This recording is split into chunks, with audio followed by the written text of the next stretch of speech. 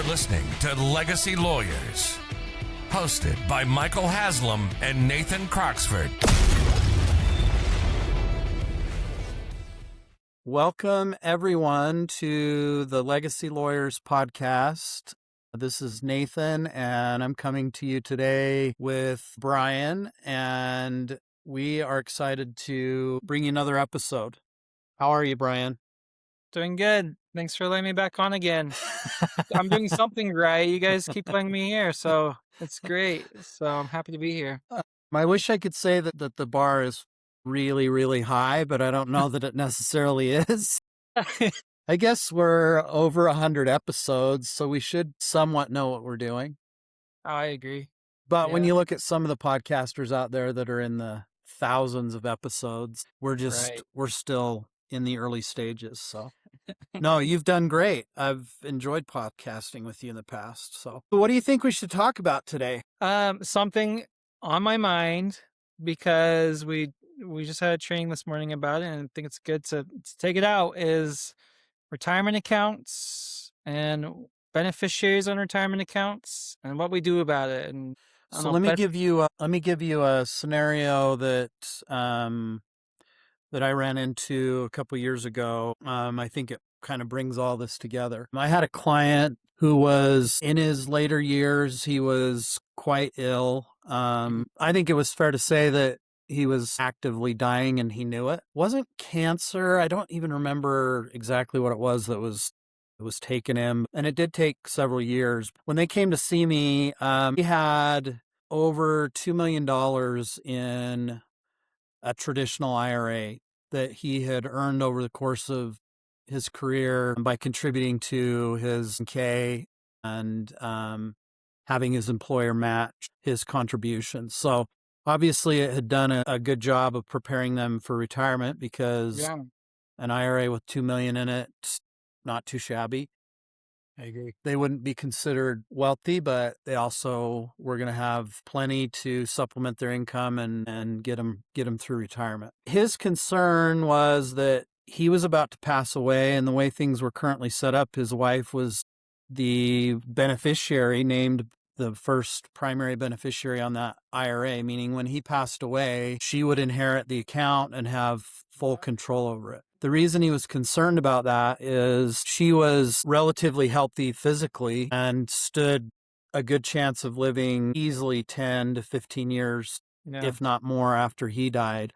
But she was kind of in the early stages of some cognitive decline, some dementia or something along those lines,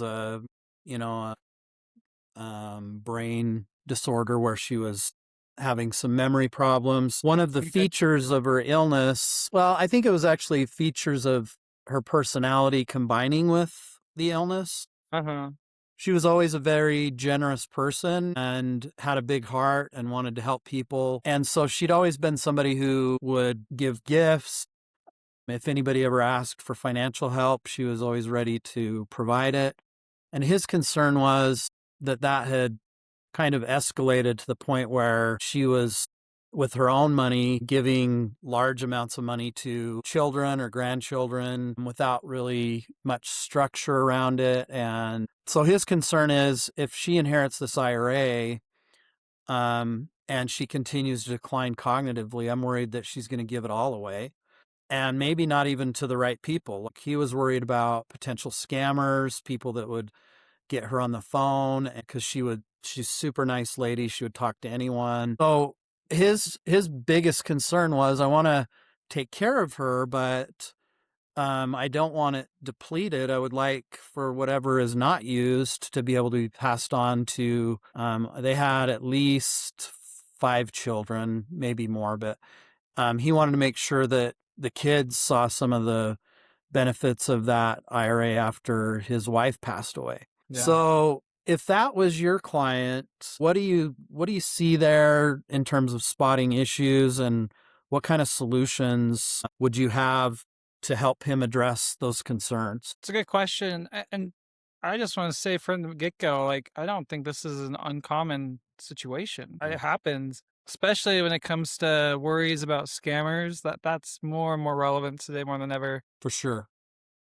So I don't think this is really an uncommon situation. Some issues that I would say, okay, we have $2 million in traditional IRA. That is a lot of money, first off, and it's going to go to somebody who is a great beneficiary, a spouse. We have some issues and worries about how is she going to spend that money. One of the solutions, well, that's one of the issues. The solution there is, do we need to limit her control, and can we do so? That's one thing I'm seeing. The other thing with this IRA, it's a traditional IRA, there's still some tax implications here too. Big time tax implications. It's an account where money's gone in pre-tax. So now when we pull it out, whether he pulls out in retirement or when she pulls out as a beneficiary, that tax is still there. That tax, or even later when his kids pull it out as contingent beneficiaries. Yeah, exactly.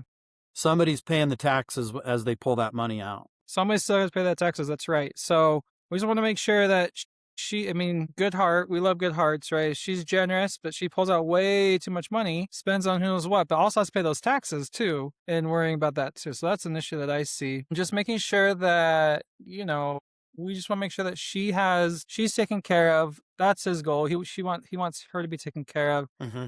Should she pass away, kids are there. What vehicle can we use to ensure that? And those are the issues I see. And the solution, a retirement trust. Cool. Before you jump into that, let's give our disclaimer. Both Brian and I are estate planning attorneys. We are not financial advisors, but we are estate planning attorneys.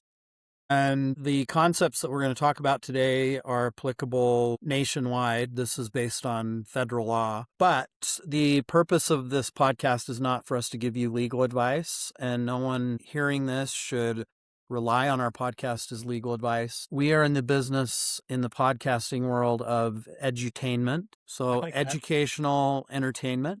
So that's the purpose of our episode today. So now, with that said, please tell me more. I'm very intrigued by this concept that you just brought up of a retirement trust. What a retirement trust is a retirement trust? Retirement trust, I mean, it functions and looks exactly like a trust. With every trust, you have trust maker whose money's in this trust. You have a trustee who's going to control this money, who's going to be dealing with it, and a beneficiary who gets to benefit from that money. That's any trust you look at, right?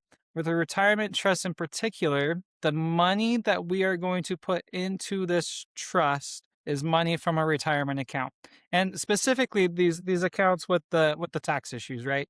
When we pull the money out, we're going to have these taxes. Not to say that that's the only asset I think that can go into this account, but that's the ones that we deal with and why we want to set these accounts or these trusts in the first place. So retirement trust is exactly that. So how does it work? Tell me how it works. Yeah, it's depending on how we want to set up the trust. Let's say that I want to do a standalone retirement trust. Standalone retirement trust. The standalone retirement trust, what you do, you have these players again involved. The big one is the beneficiary. We want to make sure that the beneficiary is who we want to receive that money from the retirement account. In our example, just in general still, it could be spouse, it could be kids, could be whoever you want it to be. I mean, it's your trust, name your beneficiaries. In our particular example, we have a spouse and we have children. Very simply put, the beneficiary of the trust then would be the spouse first, and then if she passes away, the kids would then step up into her role and take over whatever's left over at that point. So what's cool though is, so that's the beneficiary. We need to make sure we have that part first and we know who's going to receive the money. Next step is, with the standalone retirement trust is control. How do we want that beneficiary to receive their money? Do we want them to receive lump sums all at once? Do they want them to even have that control first off too? Or does it have to be somebody else? And with this standalone retirement trust,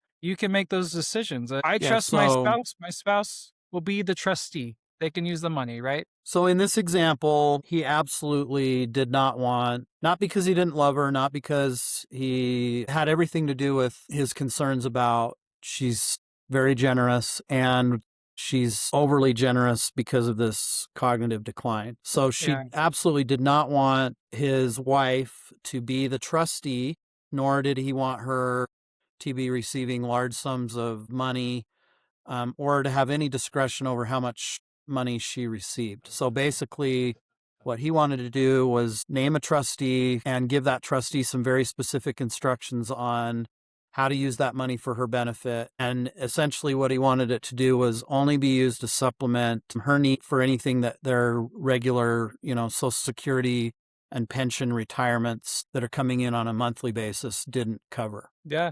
And that, all of that you just talked about, that could easily be drafted in one of these trusts. I mean, that's the beauty of trust, is that we can list all the specifics on when and how people get their money, how much they get, and for what reasons they do it. I mean, you could even put in there, she gets a trip to Disneyland every year, right? And Sure. great, we can put that into the trust if you really want Absolutely.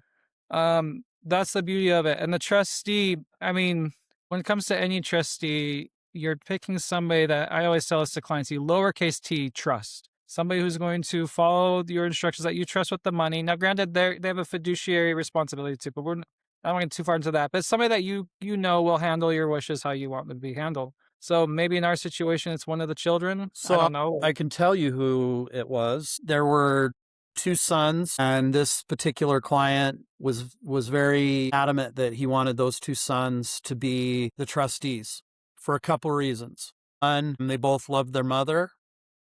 They both understood what the vulnerabilities were in this circumstance.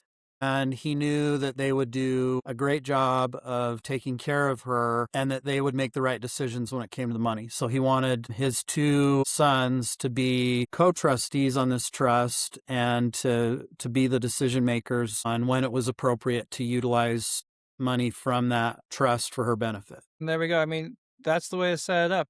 We have these sons we trust. We know they're going to take care of mom, follow the instructions within the trust. That's your trust. That's your standalone retirement trust right there. We have somebody in charge, ways to get the money out for a beneficiary. And we can set it up that way. The next real step that I see is, trust is only as good as it's funded. You want to make sure you get to that financial institution, whoever's holding the IRA, Fidelity, or I think this was a Vanguard. Fidelity IRA. So you go to them and you make sure that beneficiary gets changed and make sure that every trust has a name. You list the trust name as the beneficiary on that account. Because if you don't, great, you have this trust, it's beautiful. But if mom is still, your spouse, I should say, in the situation, is still beneficiary on the account, mom gets the money. Yeah, and that was his concern. He didn't know what a standalone retirement trust was when he came to see me, and he was at a loss. He's like, I don't want it to bypass her. I don't want to name the kids because then it becomes their money. Yeah. And then they're trying to turn around and give money that belongs to them back to their mother, which he knew they would do, but he knew there would be gift tax implications if they did that. So when I was able to help him understand that we can set up a trust, it won't own anything while you're alive, but we're going to take that very important, crucial step of naming this trust as the beneficiary of the IRA. So immediately upon his passing, funding would occur automatically. Yeah. So at the time, he had his wife named as the beneficiary and his children named as contingents. So we just requested the beneficiary designation change form from Fidelity, specifically named the trust as the primary and only beneficiary, and then left it that way so that when he passed away, which he subsequently did, now the only proper place that Fidelity could send that money would be to the trustees of that trust. Yeah. And you brought up a point that, from a tax implication perspective, do we list the kids as beneficiaries and we trust their good hearts to take care of mom, or do we list the trust with mom as beneficiary? There's different tax rules with both of those strategies. If a spouse is going to become a beneficiary, even through one of these, one of our standalone retirement trusts, getting the money out of the account and to the beneficiary, that living spouse would have their life expectancy to make sure that they can pull it out. If we listed the kids as beneficiaries, the rules changed recently, right? And they now only have 10 years to pull that money out. So pulling the money out and paying the taxes, it goes onto their income. They have to report it as income every year. So we can keep those withdrawals lower than you're just reporting less as income, so lower taxes. Yeah, and that was also the concern, is while she was alive, he didn't want them to be paying the taxes on money that they would have to turn around and give back to her. So he was really looking for a solution that solved both the tax concern issues and the control issues. So this is probably the most prime client scenario I've ever seen, where a standalone retirement trust was the absolute perfect fit for this particular situation. There are a lot of different ways that they can be used. If you didn't have a surviving spouse, you could still name the children as the beneficiary on that. And let's say that you're not concerned about how they're going to utilize the money, but you are concerned that they would not take advantage of the full 10 years. They might pull it all out in year one. Yeah. The stats on that, even though, in the old days, pre-Secure Act, pre-2019, and then Secure Act 2.0 in 2022, children without disabilities could be beneficiaries of an IRA, an inherited IRA, and they'd have their life expectancy to pull that money out so they could spread the withdrawals over a long period of time and pay the taxes a little bit at a time each year on their income tax returns, because any money coming out of a pre-tax account like this is taxed as ordinary income. So maybe somebody's concerned they don't want to see a big tax hit, but once the 10 years are up, they're fine with that money going to those kids. They just want to make sure that somebody takes advantage of that full 10-year stretch. So we can set it up so that, it pulls 10 equal shares over a 10-year period and pays it directly to the kids as beneficiaries. So that's the beauty of it, is that there are a lot of different options in terms of scenarios where this is helpful and problems that it solves, and we get to use those in a variety of different situations. Yeah, and just to put all those scenarios into kind of one big giant pot, if there's, for whatever reason, we need some type of control over this money, whether that's we need to hold it back so that the beneficiary doesn't spend the money, or we want to make sure we control that they use the full 10 years or whatever, that just anytime we want to try to get some bit of control, this retirement trust is a solution to help with that and get that involved in here. Yeah, absolutely. The other thing I'd say is that IRAs, retirement accounts that are pre-tax, the rules that govern these things are incredibly complex, and became even more so after this Secure Act of 2019 and the Secure Act 2.0 of 2022 and the subsequent regulations. What I'm trying to say there is, this is not a scenario where you just want to go see any attorney and say, hey, I need to set up a trust that will manage the distribution of funds out of my IRA. You would definitely not want somebody who doesn't do trust work at all doing that. Sure. You probably also would not want just kind of your run-of-the-mill estate planner that's cranking out regular revocable family trusts using templates doing this, because there are, I'm talking thousands of pages of rules that govern this type of an account. And depending on the toggles and switches and where you set those in the trust, you may end up getting an awesome outcome for the beneficiaries. You might end up getting a complete tax and control disaster out of it too. So what I'm trying to say is, when you're looking for an attorney to help you with setting up this type of trust, you're going to want to ask some pretty pointed questions and get into some detail in terms of how much of this attorney's practice is estate planning. And I would say you probably wouldn't want to work with anybody who wasn't dedicating 95% of their practice to this area of law. And then you'd want to even probe further and say, how many retirement trusts do you do on an annual basis? How familiar are you with the rules? And make sure that you're dealing with somebody that actually knows what they're talking about. Maybe one of the strategy for picking an attorney to help you with this would be, if you have a good financial advisor that understands the rules of IRAs and pre-tax retirement accounts, you maybe would do a joint phone call or a a joint Google Meet or a Zoom meeting where you would interview that potential attorney with your financial advisor and together decide if you feel like they have the expertise to carry this out in an effective manner. Yeah. That was a great idea. I've been on that backside, vetted by a client and their financial advisor. It's a fun experience, but yeah, it's a good thing to do. It's a good way to get to that point, and right? If the attorney's not comfortable doing that or they're not willing to do that, then I would say pass, move on to the next, because somebody who does know what they're doing and knows the rules, they're not going to be intimidated by getting on and having that conversation with you and your financial advisor. So if you have any concern that you're not going to make a good pick on your own, involve another professional. Maybe even your tax CPA would be a good person to ask to help interview that person. I agree. Anything else that you want to talk about regarding retirement trusts? Ugh, we could bring this down to a whole nother level and just. Oh, yeah, let's not do that. I promise you that if we go to the level we were just dealing with this morning when we were training our team on this, we would start losing people in droves. Oh, I agree. So no, there's nothing else I can think of right now. It's a good tool out there that we use. It's available. It's a really good way to protect assets and help control and work with taxes. There's a lot that goes into it, but this is a good tool.